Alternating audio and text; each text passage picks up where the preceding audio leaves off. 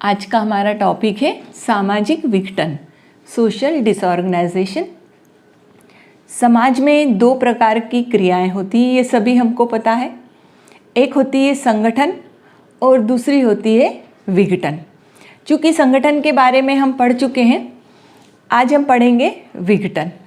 विघटन का वैसे शाब्दिक अर्थ होता है किसी भी चीज़ का टूटना। अब किसी भी चीज़ का टूटना अर्थात एक सिंपल सा उदाहरण देते हैं। जैसे पहले संयुक्त परिवार बहुत ज़्यादा हुआ करते थे, अब वो टूट करके और एकाकी परिवार में हो गए हैं।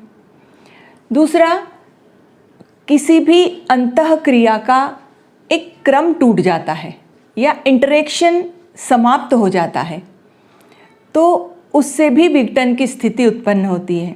या हम ये कहें कि हमारी जितनी पुरानी मान्यताएं होती हैं, जितनी हमारी संस्थाएं हैं, उन संस्थाओं का प्रभाव भी हमको कम दिखाई देने लगता है, तब भी विघटन की स्थिति समाज में दिखाई देती है। या ये हम कहें कि समाज की जितनी इकाइयां हैं वे अपनी पोजीशन के अकॉर्डिंग काम नहीं कर पाती है, तब विघटन की स्थिति उत्पन्न होती है। एक उदाहरण देते हैं कि जैसे मान लो एक मकान है। अब वो मकान के अंदर सारी सुविधाएं हैं, परंतु किसी कारण से उस मकान में शॉर्ट सर्किट हो जाता है और उसके कारण आग लग जाती है, तो वो एक चीज़ पूरे मकान को ख़त्म कर देती है। ये विघटन कहलाता है।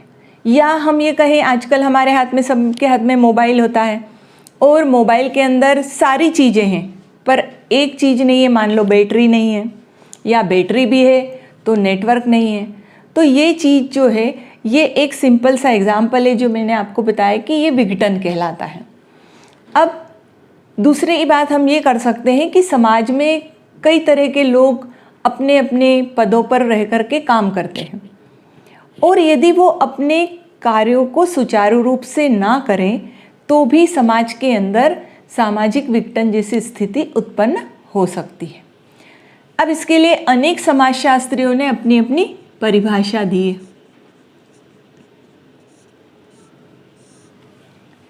इसमें सबसे पहले इलियट और मैरिल ने दी है, फिर न्यूमेयर ने दी है, फिर फेरिस ने दी है। बहुत सारे समाजशास्त्री उन्होंने अपनी अपनी परिभाषा बताने की कोशिश की है। उन्होंने इलियट मैरिल की अगर हम बात करते हैं तो उनका ये कहना है कि सामाजिक संबंध समाज में जितने भी होते हैं वे अगर धीरे धीरे टूटना शुरू हो जाएं तो समाज में विघटन की स्थिति उत्पन्न हो जाती है। तो पहली परिभाषा इलियट मैरिल की है।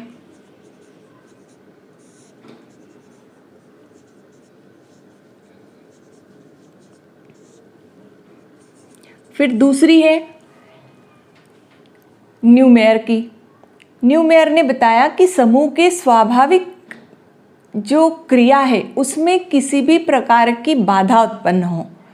हमारे समाज के अंदर जितने भी समूह पाए जाते हैं उनकी जो फंक्शन है उसके अंदर किसी भी प्रकार का कोई बाधा उत्पन्न हो तो भी समाज में विघटन की स्थिति उत्पन्न होती है। और फेरिस ने बताया कि प्रकार्यात्मक जो संबंध होते हैं वे संबंध धीरे धीरे अगर टूटने लगते हैं तो भी समाज में विघटन की स्थिति उत्पन्न होती है। तो हम ये समझते हैं कि ये जितने भी समाजशास्त्री हैं इन्होंने जो परिभाषा दी है उससे ये स्पष्ट होता है कि कोई भी समाज पूरी तरह से ना तो संगठित है और ना ही विघटित होता है।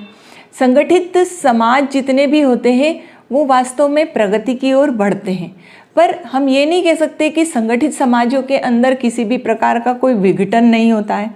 विघटन सभी समाजों में होता है, पर थोड़ा बहुत विघटन चलता है। अधिक मात्रा में यदि विघटन होने लगता है तो समाज टूटने लगता है। तो अन्य समाजों की तुलना में फिर हम उस समाज से तुलना करते हैं क्योंकि उसके अंदर ज़्यादा विघटनकारी तत्व उत्पन्न हो जाते हैं। परिभाषा के बाद आता है विशेषताएं। सामाजिक विघटन की विशेषताएं।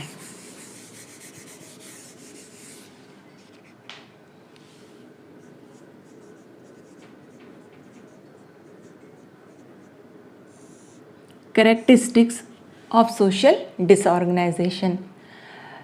हम अगर इसकी पहली विशेषता देखें तो संस्था और रूढ़ियों के अंदर हमको मतभेद दिखाई देता है।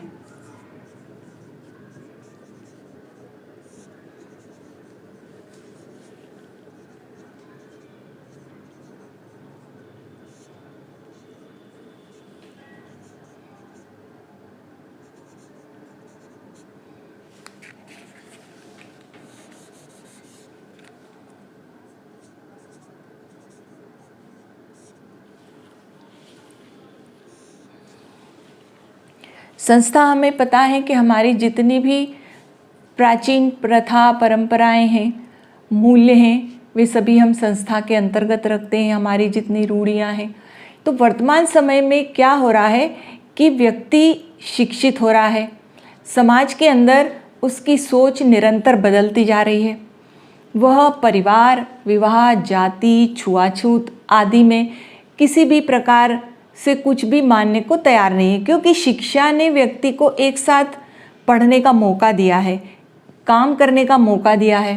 तो इस कारण से क्या होता है, पुरानी जितनी वैल्यूज़ होती हैं, यहाँ नहीं छूना, उसके साथ नहीं खाना खाना, उसके घर नहीं जाना, ये सारी सोच के अंदर वो लोग मना करते हैं। और उनके मना करने पर जो पुराने विचारधारा के लोग हैं वो और अभी आधुनिक लोगों के मध्य संघर्ष की स्थिति भी उत्पन्न हो जाती है, क्योंकि शिक्षित व्यक्ति किसी भी जाति धर्म में अंतर्जातीय विवाह भी हमको दिखाई देने लगे, उसमें विवाह करते हैं।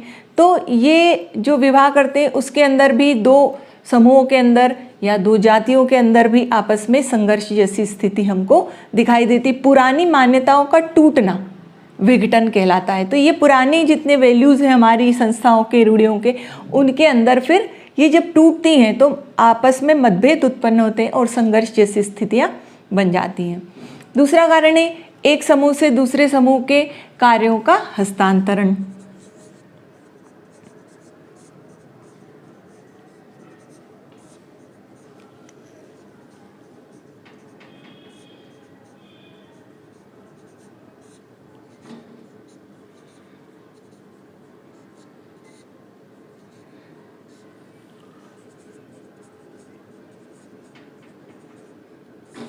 हम जानते हैं कि हमारे समाज के अंदर संयुक्त परिवार प्राचीन समय से आधुनिक समय तक भी अभी भी संयुक्त परिवार हैं, ऐसा नहीं है। पर जब संयुक्त परिवार समाज के अंदर अधिकांश कार्य अपने घर पर ही किया करते थे, जैसे कपड़े धोना है, बर्तन बनाना मांजना है, खाना बनाना, बच्चों का पालन पोषण करना, दूसरे सभी कार्य परिवार के अंदर हुआ करते थे। पर अब जैसे जैसे व्यक्ति शिक्षित होने लगा है, शहरों में नौकरी करने लगा है, तो वो नौकरों के ऊपर निर्भर होने लगा है। उसके घर के कपड़े धोने के लिए नौकर हैं, बर्तन साफ करने के लिए नौकर हैं, झाड़ू लगाने के लिए नौकर है, यहाँ तक कि बच्चों को पालने के लिए भी नौकर है। और अगर बच्चों को पालने के लिए नौकर नहीं है तो वो झूला घर में अपने बच्चों को छोड़ता है। तब जब ये सारे काम दूसरी संस्थाओं के द्वारा किए जाते हैं तो बड़े बुजुर्गों के मन में एक शंका उत्पन्न होती है और यहाँ पर संयुक्त परिवार टूटने लगते हैं और एकाकी परिवार बनने लगते हैं। तो यहाँ पर ये विघटन जैसी स्थिति हमको दिखाई देती है। उसके बाद आता है एक मत का अभाव।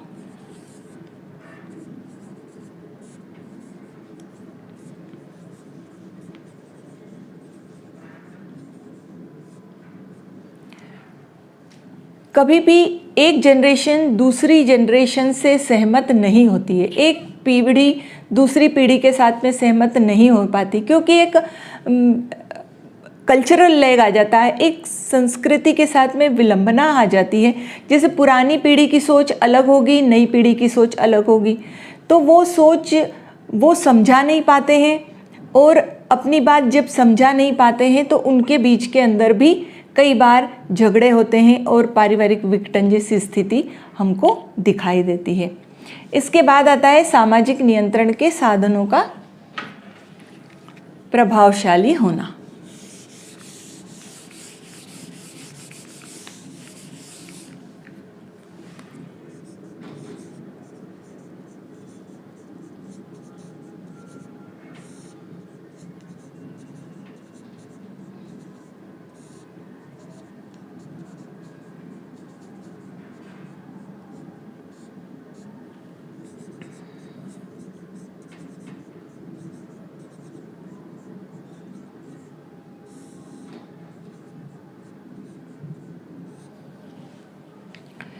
अब यहाँ पर हमको दो चीज़ें दिखाई देती है, क्योंकि जितने भी हमने फर्स्ट ईयर में भी पढ़ा है कि कंट्रोल क्या होता है, नियंत्रण के दो साधन होते हैं, एक औपचारिक नियंत्रण और दूसरा होता है अनौपचारिक नियंत्रण।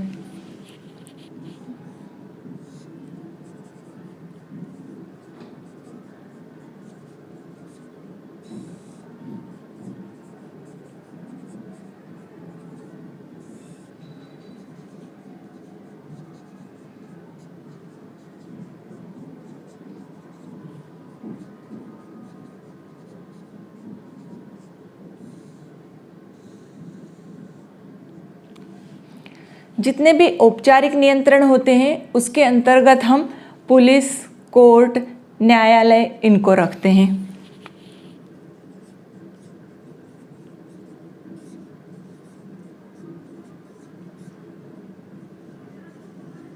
कानून, न्याय, ये सभी औपचारिक नियंत्रण के अंतर्गत आते हैं। फिर है अनौपचारिक नियंत्रण। इसके अंतर्गत हमको पता है कि प्रथा, परंपरा, मूल्य, ये उपरोक्त जितने हमारे नियंत्रण हैं उन नियंत्रण में यदि कमी आ जाती है तो विघटन जैसी स्थिति उत्पन्न हो जाती है।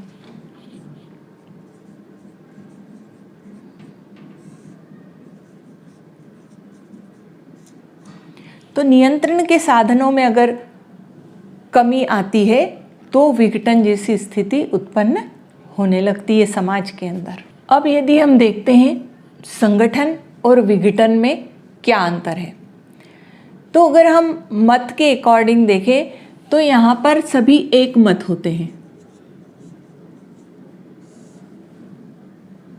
और विघटन के अंदर हमको अनेक मत दिखाई देते हैं।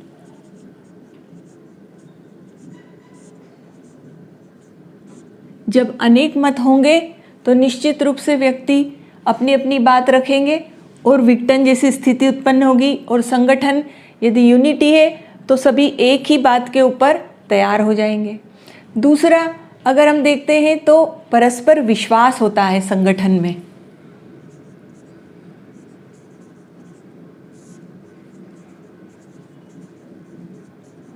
और विघटन में अगर हम देखें तो यहाँ पर लोगों को आपस में अविश्वास रहता है।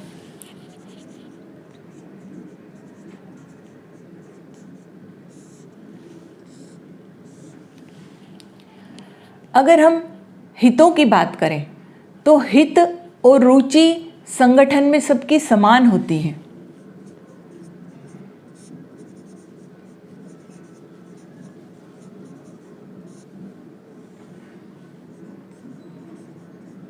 इसके विपरीत विघटन के अंदर हित और रुचि असमान होती है।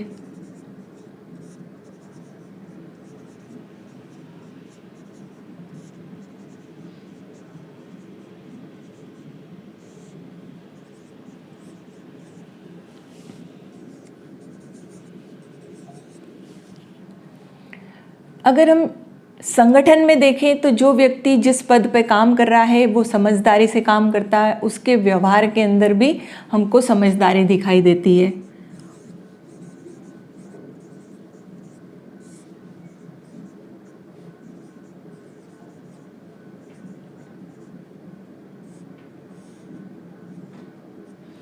और यहाँ पर हमको किसी भी प्रकार का व्यवहार में भी एक तरह से स्पष्टता नहीं दिखाई देती है और वो इंडिविजुअल हो जाता है। यहाँ पर व्यक्तिगत सुखवादी व्यवहार करता है।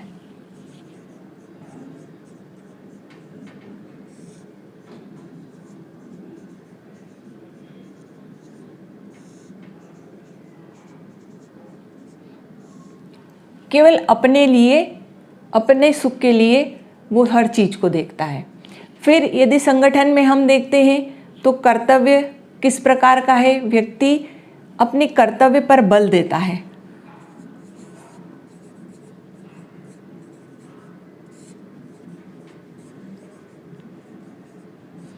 जबकि विघटन के अंदर हम देखते हैं तो वह व्यक्ति अपने अधिकार, इंडिविजुअल अधिकारों के ऊपर बल देता है।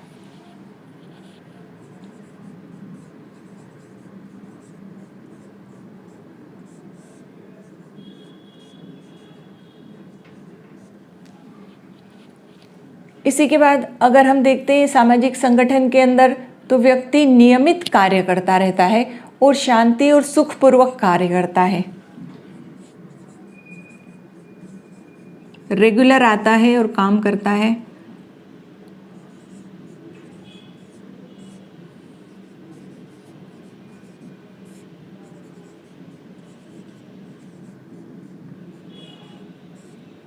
जबकि इसके विपरीत अगर हम देखें तो विघटन के अंदर केवल दिखावे का कार्य होता है और अशांति और दुख रहता है।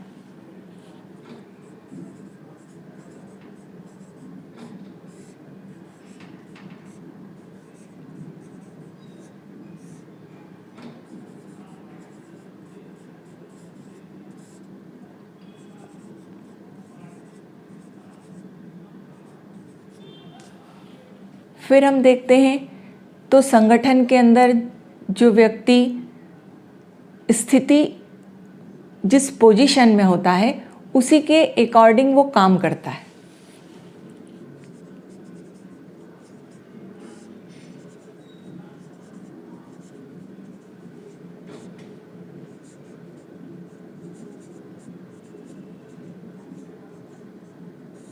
स्थिति और कार्य में एक रूपता संगठन के अंदर हमको दिखाई देती है, जबकि विघटन के अंदर हमको स्थिति और कार्यों में विरोध दिखाई देते हैं।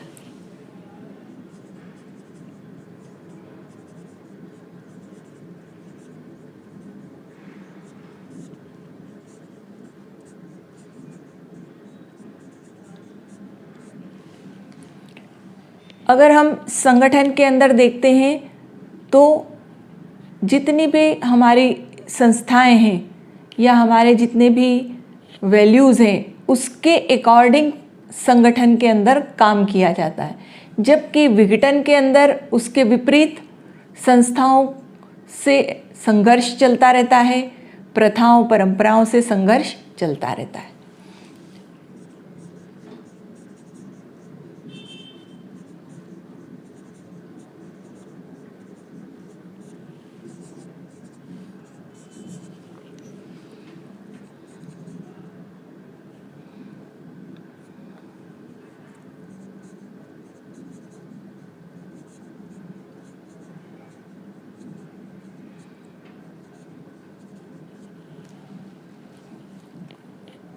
और इसी के साथ हम देखते हैं तो सामाजिक संगठन के अंदर नियमों के अकॉर्डिंग काम चलता है, नियमों के साथ साथ काम चलता है, जबकि सामाजिक विघटन में नियमों की उपेक्षा देखने को मिलती है।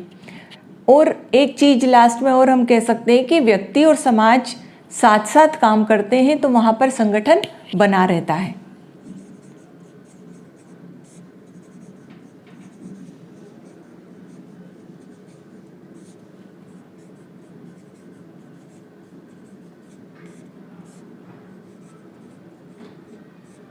जबकि विघटन में हमें ये चीज़ नहीं दिखाई देती है, व्यक्ति और समाज दोनों में विरोध दिखाई देता है।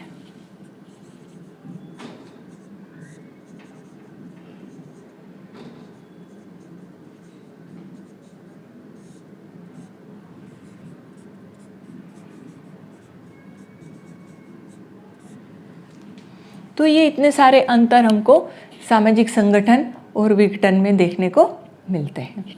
अब संगठन और विघटन के अंतर के बाद में हम आगे देखते हैं समाजशास्त्री ऑकबर्न और निमकॉफ। इन्होंने ऐसा माना है कि सामाजिक परिवर्तन और विघटन एक प्रक्रिया है, क्योंकि समाज के अंदर परिवर्तन एक गतिशील प्रक्रिया के रूप में चलता रहता है। उन्होंने ये बताने का प्रयत्न किया कि पुरानी पीढ़ी और नई पीढ़ी के विचारों में सदैव मतभेद बना रहता है, क्योंकि रूढ़ि, संस्था, समितियां आदि के अंदर भी परिवर्तन होता रहता है, क्योंकि परिवर्तन तो हर दिन, हर साल, हर समय चलता रहता है। तो ये बदलने वाली प्रक्रिया है और परिवर्तन जब एक चीज़ के अंदर आता है तो समाज के अंदर जितनी भी चीज़ें होती हैं, चाहे वो संस्थाएं हों या हमारे वैल्यूज़ हों या हमारी संस्कृति हों, जो भी, उन सभी के अंदर हमको बदलाव देखने को मिलता है। अब अगर हम यहाँ पर ये देखते हैं तो समाज के अंदर जो हमारी संस्कृति है उसमें हमको भौतिक और अभौतिक दोनों संस्कृतियाँ दिखाई देती हैं।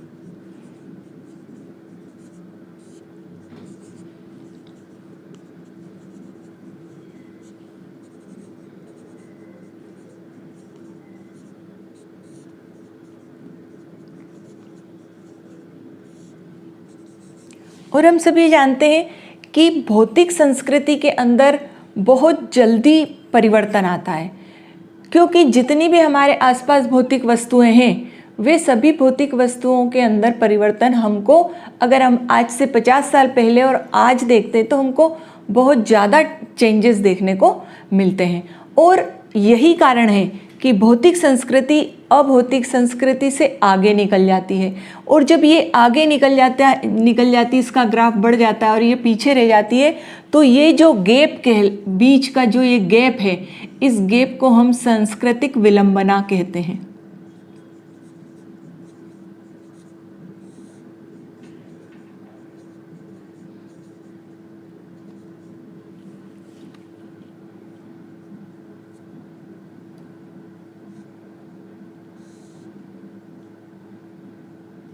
विलंबना यानी विलंब हो जाना, यानी कोई चीज पीछे छूट जाना।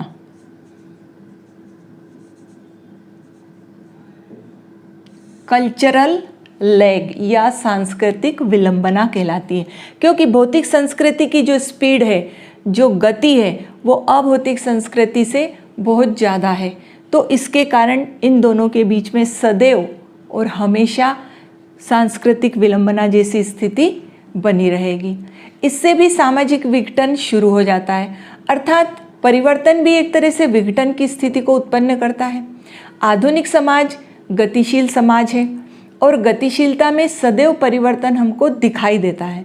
समाजशास्त्री विघटन को हम अगर ये कहें कि ये एक बीमारी है, तो हम इसको बीमारी नहीं कह सकते हैं, ये मान करके कि ये तो प्रकृति की प्रक्रिया है और ये प्रक्रिया समाज के अंदर सदैव चलती रहेगी और परिवर्तन सदैव प्रगति की ओर ले जाता है। तो परिवर्तन होगा, विघटन होगा और प्रगति निश्चित रूप से होगी।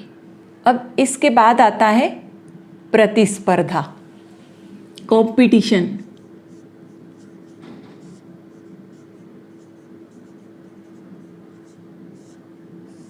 ये पूरा जो अभी समाज है हमारा, ये सदैव से, ऐसा नहीं है कि आज से, सदैव से प्रतिस्पर्धा करता रहा है। संघर्ष के अंदर हमेशा हमने देखा है कि लड़ाई झगड़े होते हैं, हिंसा होती है, परंतु प्रतिस्पर्धा या कंपटीशन के अंदर किसी भी प्रकार की कोई हिंसा हमको नहीं दिखाई देती है, क्योंकि प्रतिस्पर्धा एक ऐसी प्रक्रिया है जो राष्ट्र, समूह, व्यक्ति को प्रगति की ओर ले जाता है।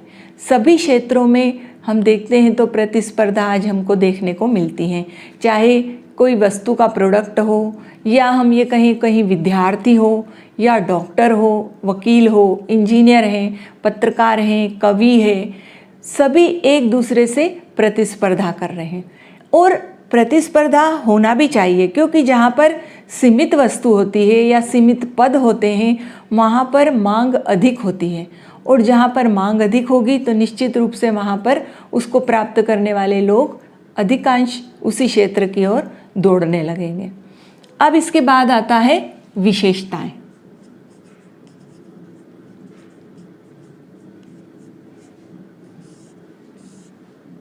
प्रतिस्पर्धा की विशेषताएं। प्रतिस्पर्धा को अगर हम देखें तो सदैव यह नियम से चलने वाली क्रिया है।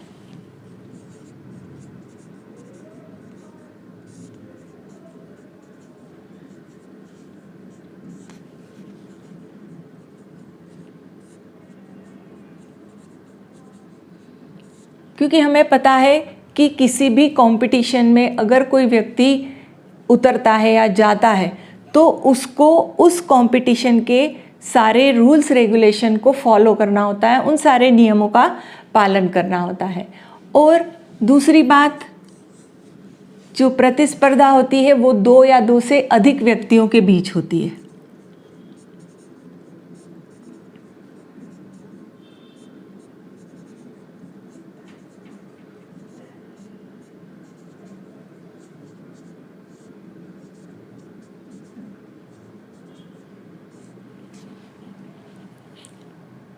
तीसरी बात हम ये कह सकते हैं कि जहाँ पर सीमित वस्तु होती है या सीमित पद होते हैं।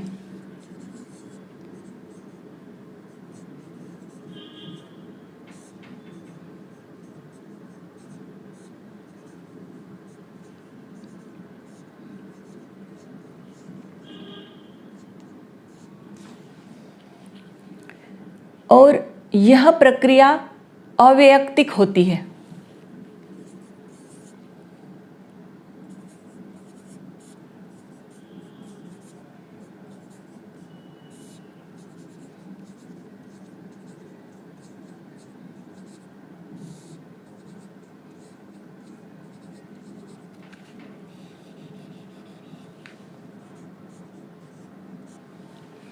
अवैयक्तिक हम इसलिए कहते हैं क्योंकि इस प्रतिस्पर्धा या कंपटीशन में जितने भी लोग जाते हैं या परीक्षा देते हैं या किसी भी प्रकार का कोई व्यापार भी करते हैं या जो भी कंपटीशन में उतरते हैं, वो एक दूसरे को जानते नहीं। जैसे हम ये कहें कोई भी परीक्षा देने वाला व्यक्ति है, वो कॉम्पिटिटिव एग्ज़ाम के अंदर ये नहीं उसको पता है कि बंगाल से कौन बैठेगा या भोपाल से कौन बैठेगा या मध्य प्रदेश से कौन बैठने वाला है, इंदौर से कौन बैठने वाला है, बॉम्बे से।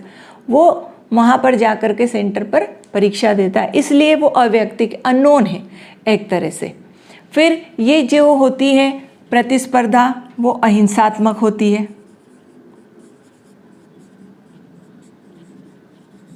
किसी भी प्रकार की हिंसा नहीं होती है। फिर अचेतन क्रिया कहलाती है।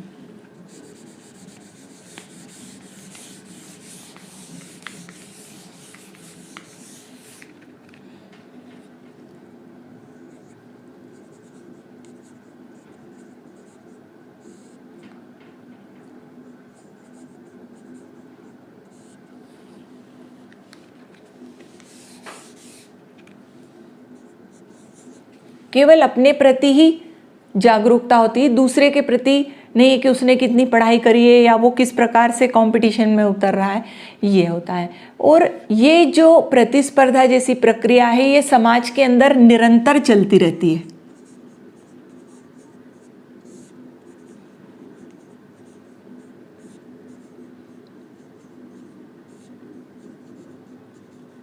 ऐसा नहीं है कि केवल स्कूल कॉलेजों के अंदर या किसी पढ़ाई के अंदर ही प्रतिस्पर्धा हो रही है। प्रतिस्पर्धा सभी जगह पर हमको देखने को मिलती है, चाहे भोजन में हो, चाहे आर्थिक स्थिति में हो, चाहे सामाजिक हो, धार्मिक हो। इसको हम अभी और आगे डिटेल में देखेंगे। तो ये निरंतर चलने वाली प्रक्रिया है और ऐसा नहीं है कि किसी पर्टिकुलर एक जगह पर ही प्रतिस्पर्धा होती है, ये यूनिवर्सल होती है, सार्वभौमिक प्रक्रिया है।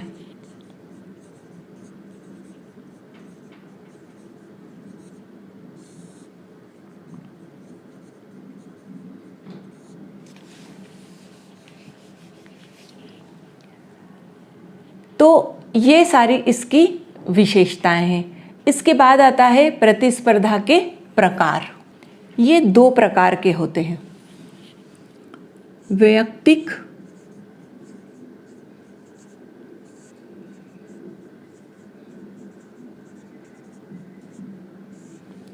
और अवैयक्तिक।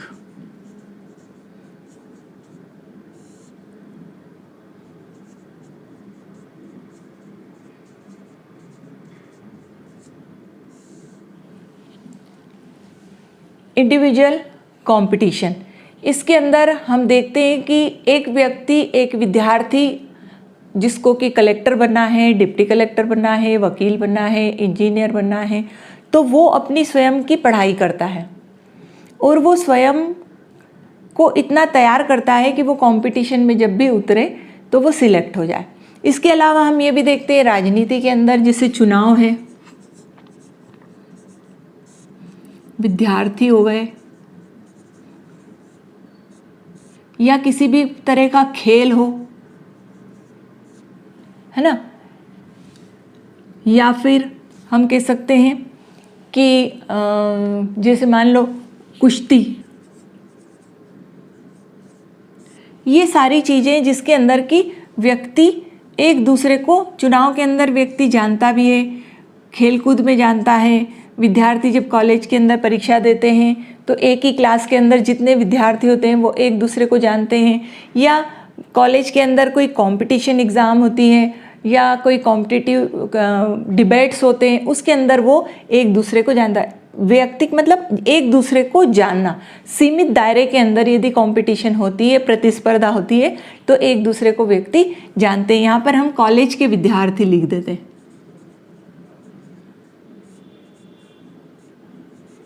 तो और आपको क्लियर हो जाएगा। तो चुनाव के अंदर जो आमने सामने कैंडिडेट होता है उसको व्यक्ति जानता है, कॉलेज के अंदर जो विद्यार्थी होते हैं एग्ज़ाम देते हैं वो एक दूसरे को जानते हैं, अगर वो किसी खेल में भाग लेते हैं तो एक दूसरे को जानते हैं, किसी प्रकार का कोई खेल कूद के अंदर कुश्ती इत्यादि होती है तो वो एक दूसरे को जानते हैं। तो ये सारी चीज़ें इंडिविजुअल के अंतर्गत आ जाएगी। फिर होता है अवैयक्तिक, जिसके अंदर बड़े लेवल के ऊपर कोई कंपटीशन होता है उसमें एक दूसरे को व्यक्ति नहीं जानते हैं।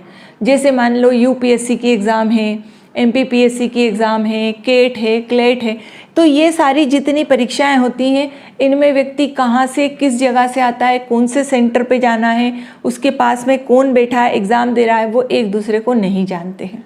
अब है प्रतिस्पर्धा के स्वरूप। प्रतिस्पर्धा के स्वरूप या फॉर्म्स ऑफ कंपटीशन कह सकते हैं हम इसको। इसके अंदर मैं लिखती हूँ कि पहला आता है आर्थिक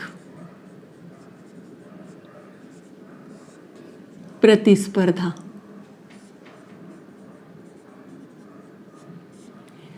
समाज के अंदर जितने भी व्यापारी हैं वो सभी आर्थिक रूप से प्रतिस्पर्धा करते हैं, अपने सामान को सबसे ज़्यादा अच्छे से रूप में बताने की कोशिश करते हैं। आज हम जितनी भी बड़ी बड़ी कंपनियां हैं, अमेज़ॉन वगैरह हैं, इन सारी कंपनियों को अगर हम देखते हैं तो ये अपने अपने प्रोडक्ट को कंपटीशन के अंदर उतारते हैं और अच्छे से अच्छी सेवा ग्राहकों को देने की कोशिश करते हैं। फिर आता है सांस्कृतिक प्रतिस्पर्धा। हर समाज के अंदर या हर समूह के अंदर या हर जनजाति के अंदर, हर जाति के अंदर ये सांस्कृतिक प्रतिस्पर्धा हमको दिखाई देती है। तीसरा है पद और भूमिका।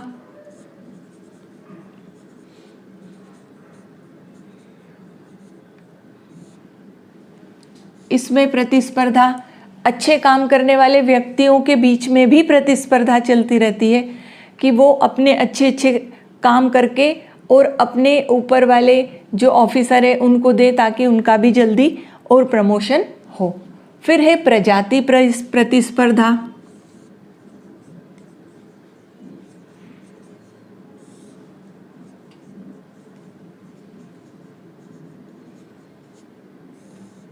समाज के अंदर जितने भी पूरे विश्व में जितनी भी प्रजातियां हैं वे भी आपस में कंपटीशन करती हैं, वे भी प्रतिस्पर्धा करती रहती हैं। फिर छोटे छोटे समूह के अंदर हम देखते हैं जितनी जातियां हैं,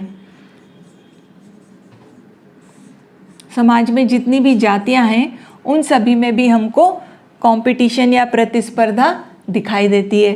फिर है राजनीति में, ये तो सबसे बड़ा मुद्दा है। राजनीति के अंदर प्रतिस्पर्धा सदैव चलती रहती है और हर 5 साल में हम देखते हैं चुनाव होते हैं तो उनमें हम प्रतिस्पर्धा हमेशा देखते रहते हैं। फिर आता है धार्मिक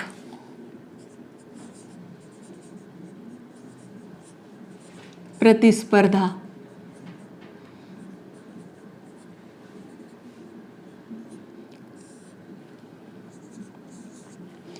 और अंतर्राष्ट्रीय प्रतिस्पर्धा।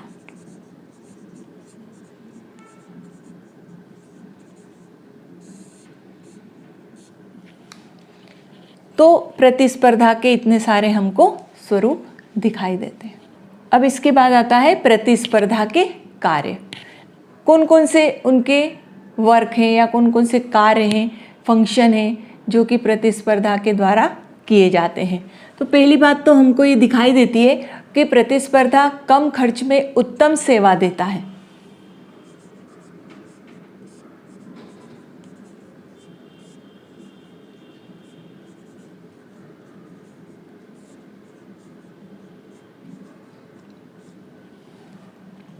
दूसरा, नए आविष्कारों का जन्म होता है, नई नई फैसिलिटीज़ हमारे सामने आती हैं।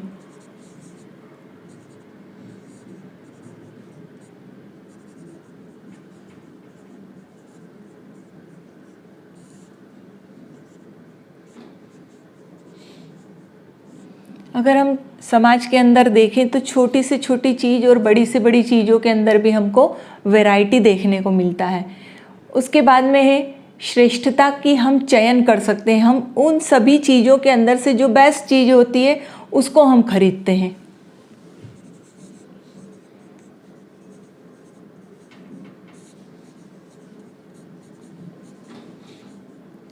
ये सामान के अंदर भी नहीं, ये हम देखते हैं तो व्यक्ति के अंदर भी हमको दिखाई देती है। योग्य व्यक्ति होगा तो वो कंपटीशन में अगर जाता है तो वो बेस्ट व्यक्ति उस पद को पाने के योग्य रहता है।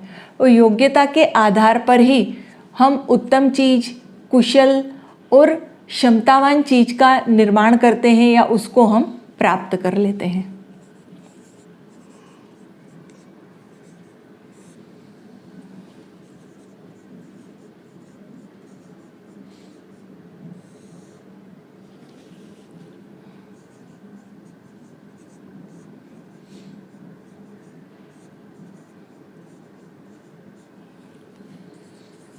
और नंबर 5, कुशल व्यक्ति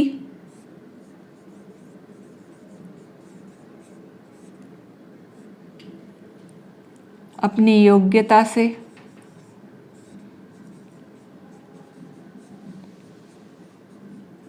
पद प्राप्त करता है।